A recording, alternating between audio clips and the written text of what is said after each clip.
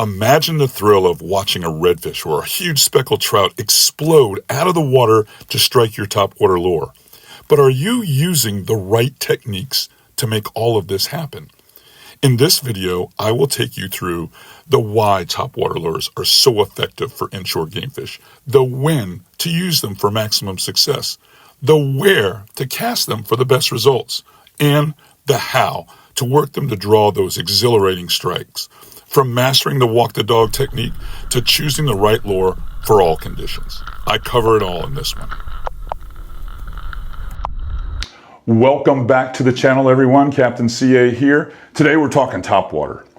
We're going to talk about the why, the when, the where, and the how. So, why topwater? Why would you use topwater? Well, I can tell you there is absolutely no better alpha bait than a topwater lure.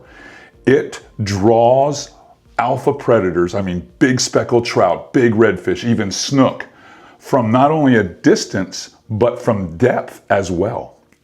So if you're looking for a lure that's going to give you an opportunity to catch a trophy, you definitely want to use topwater. So number one is going to be alpha bait. Now, I've got a client, Ron Lenve, and during one of our challenges here at FlatsClass University, he caught a 29.5-inch trout over on the East Coast using a 74 MR from Mirrolure, which is the top pup. So definitely an alpha bait. Number two would be casting distance. That's right, casting distance is maxed out. So max casting distance. This is a lure that's going to let you cover a lot of water.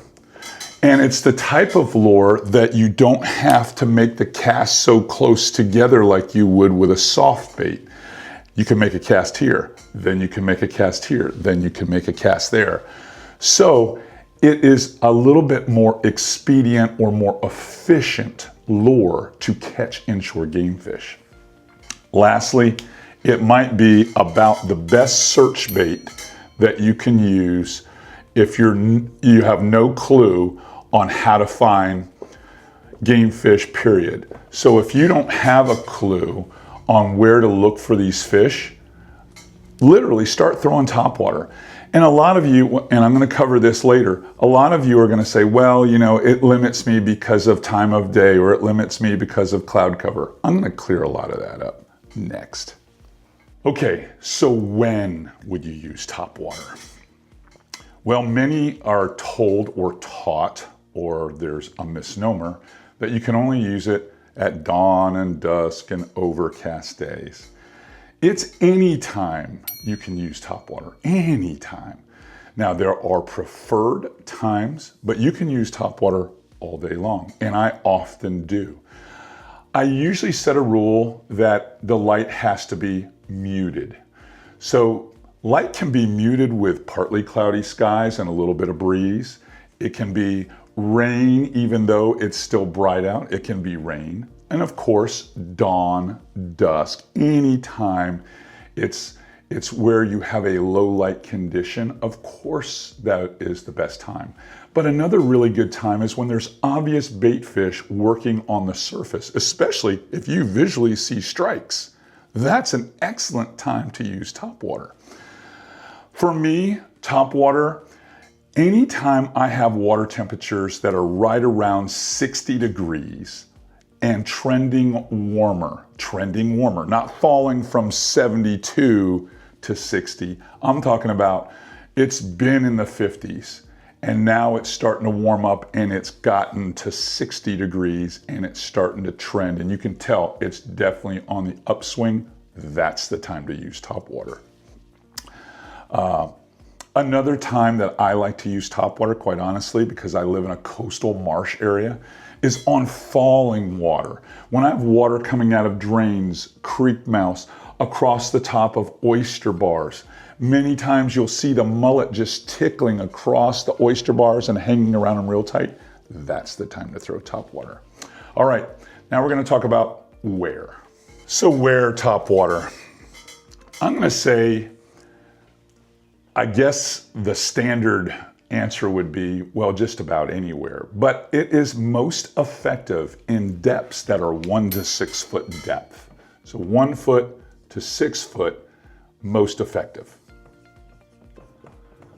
But I will tell you this, I'll tell you a little story real quick. I've been fishing with some of the guides like Eddie Kabler in Jacksonville, Florida, and it's common for us to fish 8 to 12 feet of water with topwater, as long as we're coming over cover or structure, and we will pull fish off the bottom from that depth. Now we're using 3 treble hook baits, so they're big, super size topwaters, but they draw fish from the depth. That's why I'm saying topwater can be used all times of the day.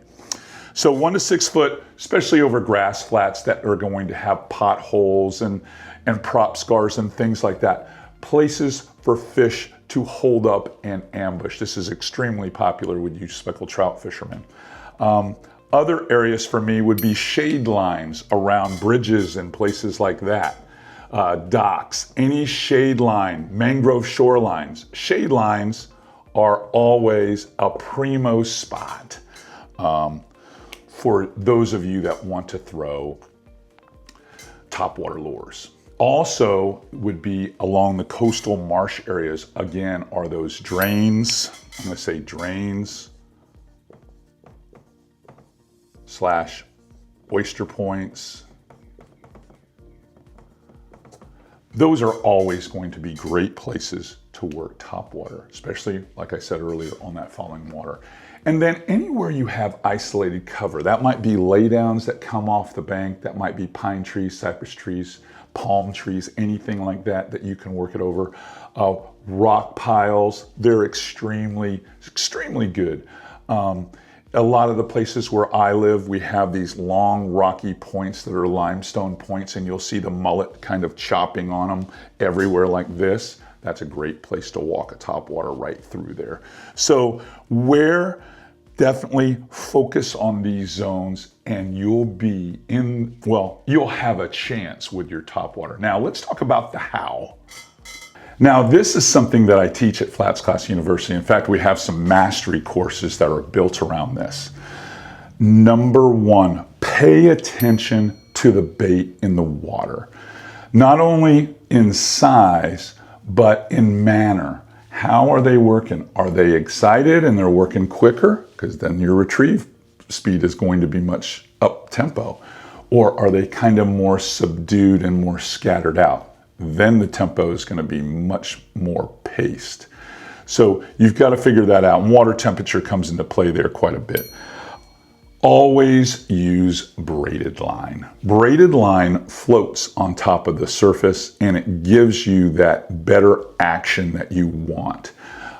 If you're using fluorocarbon line, it will dampen the action of your topwater working back to you. And as far as leader length goes, typically I'll use leader lengths that are anywhere from 14, 15 inches up to maybe 20, 22 inches. That's all you need for leader material. And I'm basically just using the leader material, honestly, to make sure that that front hook doesn't come over and grab the top of the line. So it mitigates that because it's a stiffer piece of material. Typically, I'm using something in the 30 to 40 pound range for leader material. Patience. You've got to have patience. One of the big things we talk about with topwater is buck fever. And I'm going to actually put that at the top of the list. Patience is at the top of the list. You've got to have patience. When I get a fish blow up on the plug, I continue to walk that bait until I feel that rod start to load. When that rod starts to load and I know there's pressure there and I've got the opportunity now to come tight on them, that's when you do it. You do not set the hook on what you see, the big exploding detonation on the surface. That's called buck fever. You don't want to do that. You want to let him get a hold of it, pull it down underneath the water, your rod tip starts to respond, it's loading up, then you come tight. That's how you catch them. So patience, let's talk about experimenting with retrieves. Experiment with the retrieves. And why I'm saying this is because we get in a rhythmic, which is great. That is great. But every once in a while, you should stop the plug, stall it. Because what happens, especially with trout, they'll follow that plug, and then when it stops, that's when they hit it. That's their opportunity to take advantage, hit it, and run down to the bottom with it. Many times when I'm fishing a plug, I'll walk it, stop it, and then I'll reel it straight for a little, maybe 6 feet, just so it makes that little herringbone wake, and then I'll start it again. Or I'll change the speed at that point, work it even faster, and then stop it again, and then pick the speed up on a normal pace. Experiment with those retrieves. You'd be surprised what they can do with you. And you can also experiment with the types of lures that you use, because some lures have a higher pitch rattle, some have a lower pitch rattle.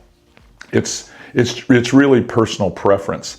And then there are all kind of soft options as well. So reviewing on the how, patience, experiment with retrieves, and let's talk about that lure size one more time. You're looking in the water. What size are the finger mullet? What size are the pinfish? What size, are they just small fish, medium fish, big fish? That determines on what topwater you can get away with, and the depth. Many times I will opt to use a smaller topwater in shallow clear water, where if I have stained or off color water or some wave action on a bank, not a lot, but a little, then I will have the nerve to pull out the bigger top water and put it out there. All right. If this kind of information is valuable to you, please give us the thumbs up, smash that subscribe button, and join me over at FlatsClassUniversity.com, where I can guarantee you I will make you a better inshore angler. That's all I've got for you today. See you back here tomorrow.